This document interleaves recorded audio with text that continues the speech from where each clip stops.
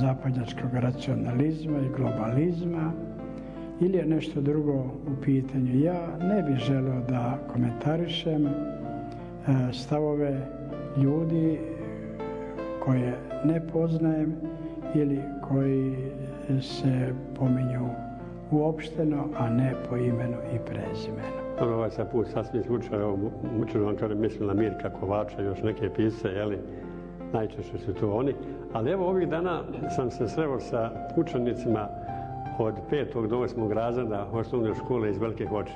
Vi znate da ja često odlazim na Kosovo i dok ste vi bili dolazio sam, a i sad odlazim gdje god mogu, pomažem. Oni su baš u našoj televiziji ovdje snimali jedan CD. I poslije odlaska u manastir Veliku Remetu razgovarao sam sa njihovim profesorom Gavrošom i njima i pitao sam ih jednog trenutka fali li vam vladika Artemije? Oni su rekli fali nam. Vjerojatno da su ta djeca izrazila svoje lično osjećanje i treba svakako to tako i prihvatiti. Ne znači da ako su to izjavili, a ne sumnjam da jesu, da je to bilo čiji nagovor ili utjecaj na njih. Oni su izrazili ono što su u svojim dečjim dušama osjećali. Kako im nedostaje vladika Artemije i zašto, to bi oni trebali da objasne. Ja ne bi. Danas je manastir u Šišatovcu bio pun, dupke pun. Ja sam prisustvovao liturgiji koju ste vi služili. Moram priznati da je ovdje sve više i više naroda dolazi. Ja ne znam kako je bilo ranije ovdje, ali u zadnjih mjesec dana kako sam došao po odluci Svetog Sinoda u manastir Šišatovac, bilo je par liturgija do sada, uvijek je bilo naroda dosta, pogotovo one prve liturgije koju smo služili ovdje 27. juna uoči Vidovdana. Tada je bilo jako mnogo više nego danas, možda 2 puta. Kao i na sam Vidovdan kada sam služio u manastiru Ravanici pored Vrdnika, gdje je tradicionalno sabor za ceo naš narod iz ovih severnih krajeva. Ja vjerujem da će Bog učiniti da taj narod i dalje nastavi da utehu i ohrabrenje i usmjerenje nalazi u svojoj svetoj crkvi, u molitvi Bogu i našim slavnim i svetim precima kojima treba da sledujemo, za kojima treba da idemo, jer mi zaista drugoga puta i drugog putokaza nemamo, sem ono što su nam oni ostavili svojim primjerom, svojim rečima i svojim delima. Vladiko, za Vidovdan nisam bio u stanju da dođem ovdje jer sam imao emisiju. Morao sam da je radim o Vidovdanu, a želio sam da se ovdje pričestim kod vas. Moram priznati da ste mi tad tokom vođenja te emisije jednog trenutka došli, što bi se rekli, u glavu i pomislio sam o vama sljedeće. Kako se vladika Artemije danas osjeća u Šišatovcu? Da li ste tog trenutka bili i na našem Kosovu i Metohiji? Ja sam tada bio u manastiru Ravanici. Ravanica na Vrdniku. U Vrdniku, a ne u Šišatovcu. Naravno da sam bio prisutan tamo, služio svetu liturgiju, ali moram priznati da su moje misli, moje osjećanja i pre svega moje molitve bile na Kosovu i Metohiji, u manastiru Gračanici, gdje se već skoro 20 godina dočekivao Vidovdan i u kome sam ja učestvovao kao centralna proslava našega naroda, toga svetog praznika i slave svetog kneza Lazara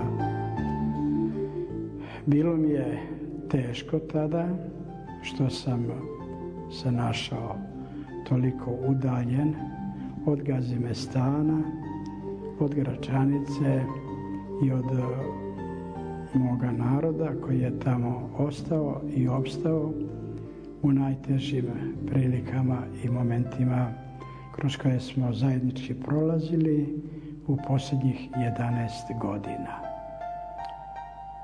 Ali molitvama bili smo zajedno, isti cilj nam je bio i ove godine kao i ranijih godina, a to je da treba da istrajemo i opstanemo na putu Božjem, na opredeljenju svetog kneza Lazara, držeći se njegovog primjera i njegovog Kosovskog evanđelja, koje je prema svetom Justinu Ćelijskom glasi sve za Hrista, Hrista ni za šta.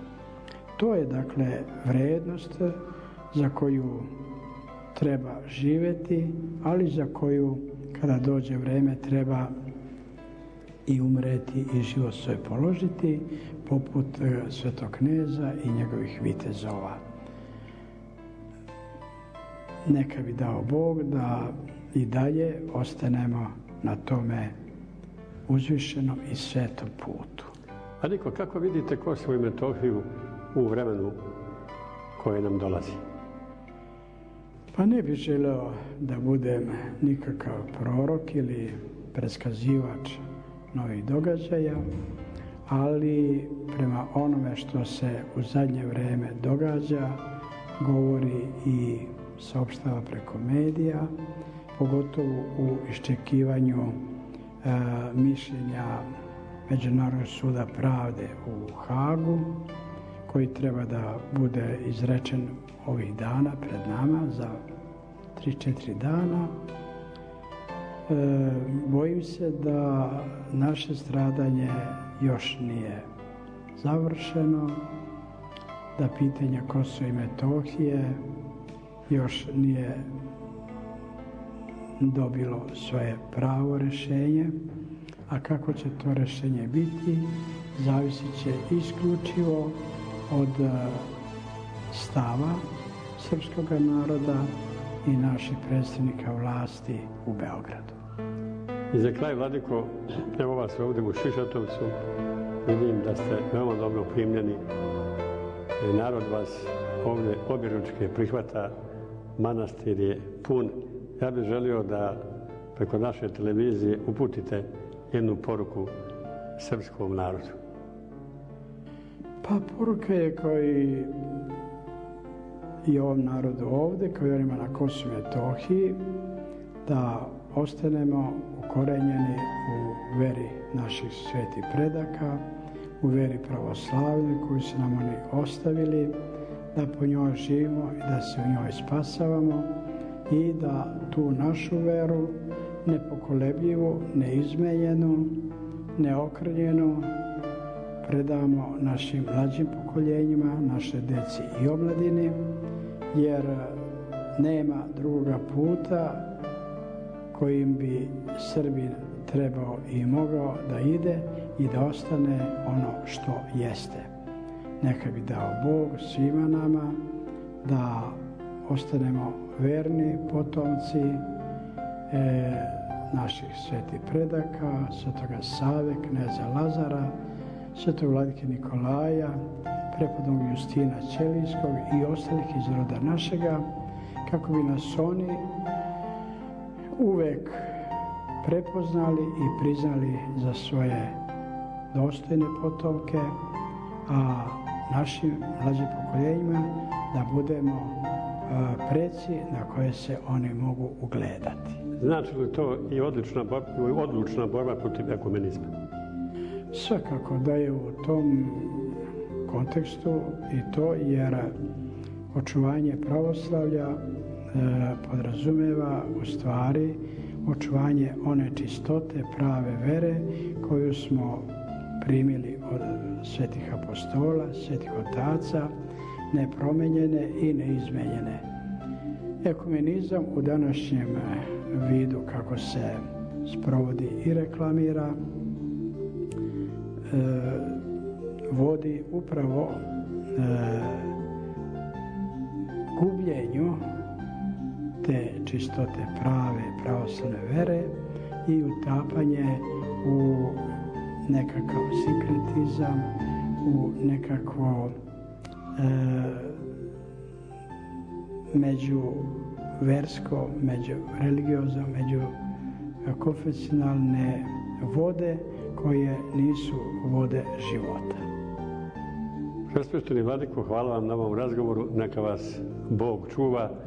Sad ste ovdje na Fruškoj gori, vi ste u srcima svakog Srbina, imat ćemo sad priliku češće da vas viđamo na našim ekranima.